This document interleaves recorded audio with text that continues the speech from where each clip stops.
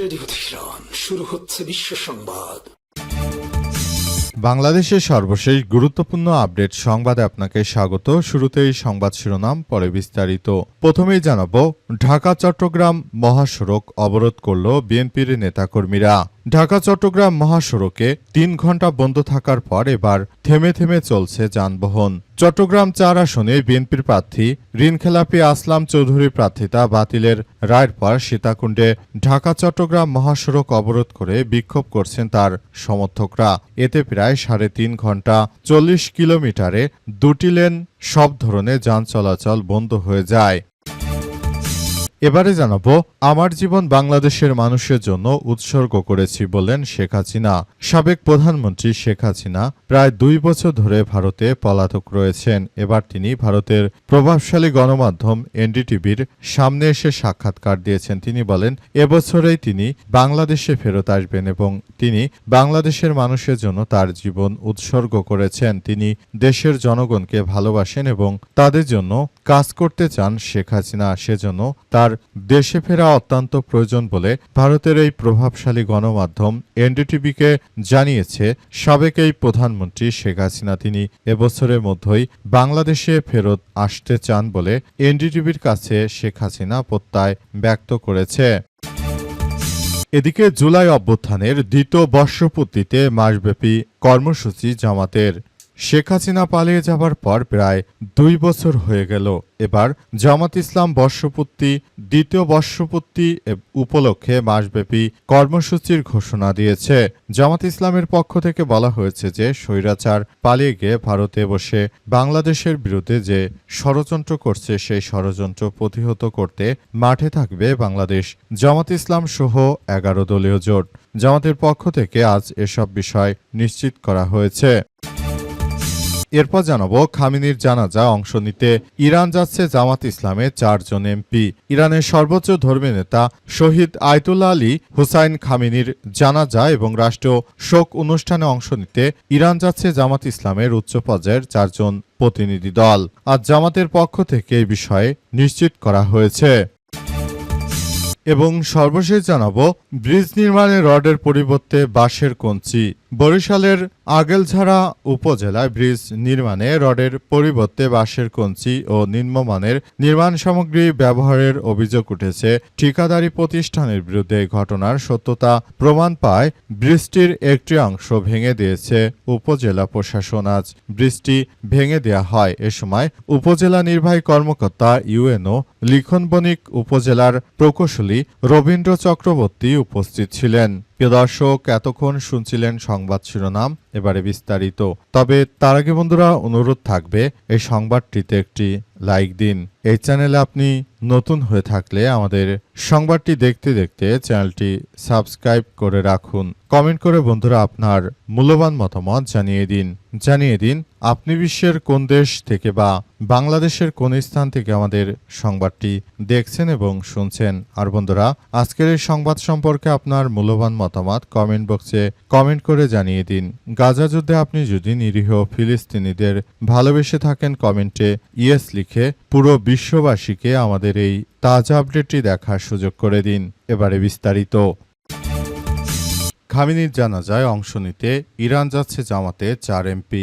ইরানের সর্বোচ্চ নেতা শহীদ আয়াতুল্লাহ সাইদ আলী খামেনির জানাজা এবং রাষ্ট্রীয় শোক অনুষ্ঠানে অংশ নিতে ইরান যাচ্ছে জামাতের উচ্চ পর্যায়ের সংসদীয় প্রতিনিধি দল। মঙ্গলবার 30 জুন দলটির কেন্দ্রীয় প্রচার বিভাগের সিনিয়র প্রচার সহকারী মুজিবুল আলমের সই করা এক সংবাদ বিজ্ঞপ্তিতে এই তথ্য জানানো হয়েছে।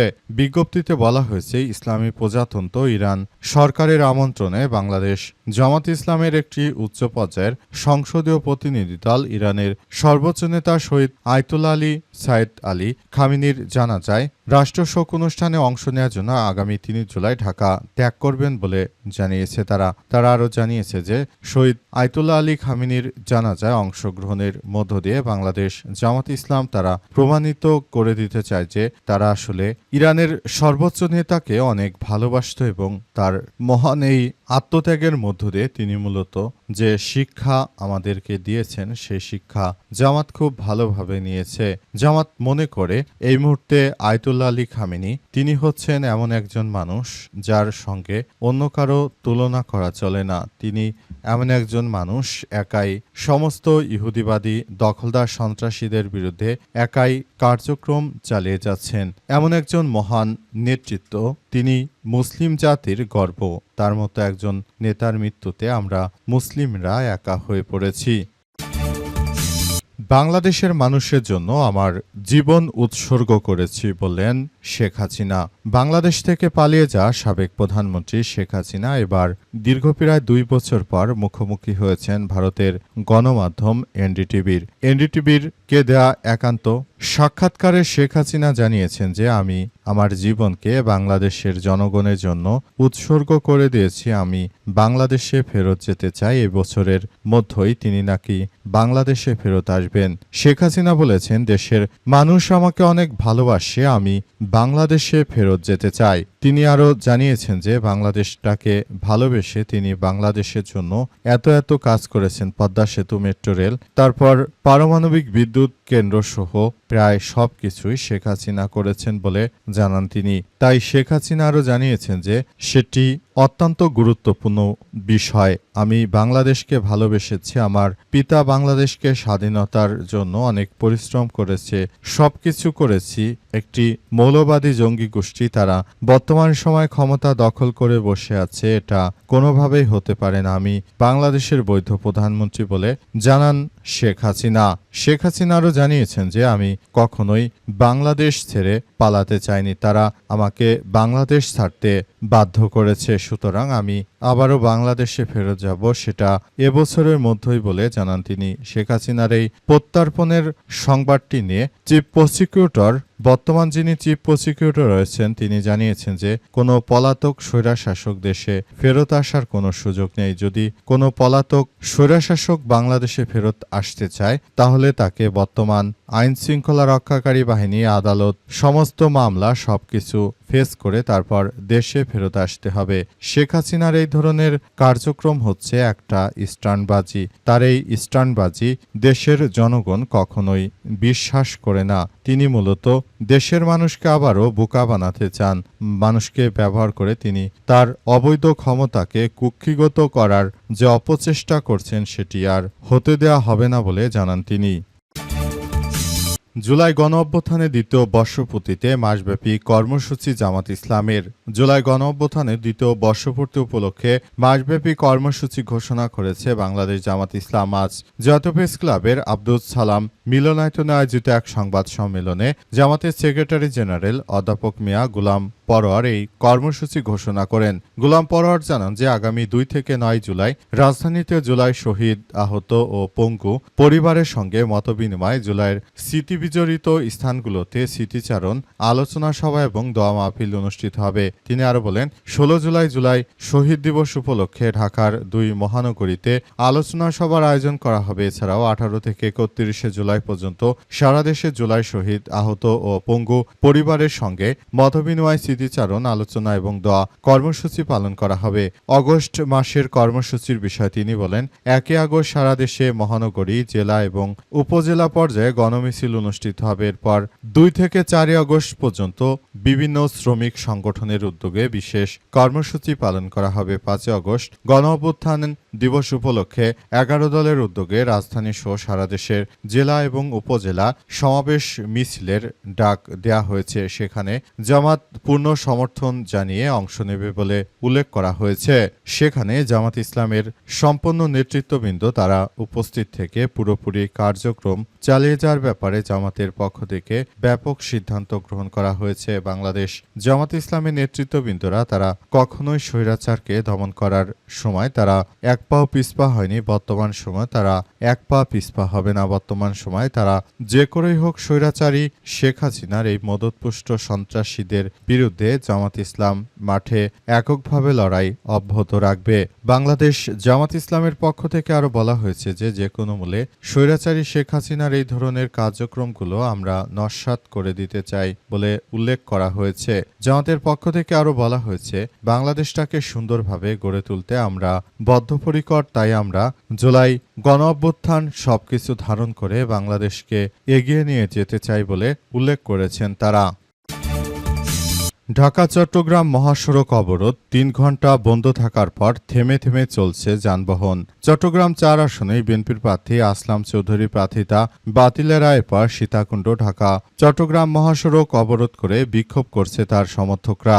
এতে প্রায় ৩.৫ ঘণ্টায় সড়কের ৪০ কিলোমিটারে ২টি লেনে সব ধরনের যান চলাচল বন্ধ ছিল।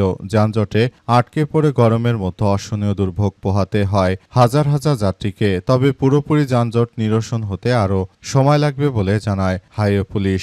আজ ৩০ জুন বিকাল ৩টা থেকে মহাসড়কে ছোট ছোট দারোগারহাট এলাকায় তার অনুসারীরা মহাসড়ক অবরোধ করে বিক্ষোভ করেন। পরে বড় দারোগারহাট, ভাটিয়ারি ও কুমিরা এলাকায় সড়কে ব্যারিকেড দিলে গাড়ি চলাচল বন্ধ হয়ে যায়। মিনহাজউদ্দিন নামের এক শিক্ষক বলেছেন যে আসলাম চৌধুরী সংসদ সদস্য হিসেবে শপথ নিতে পারবেন না বলে রায় দিয়েছে আদালতের জন্য ওনার লোকজন মহাসড়ক অবরোধ করে রেখেছে। প্রায় ১ ঘন্টার মতো জ্যামে আটকে আছি, গরমে অসহ্য হয়ে গেছি।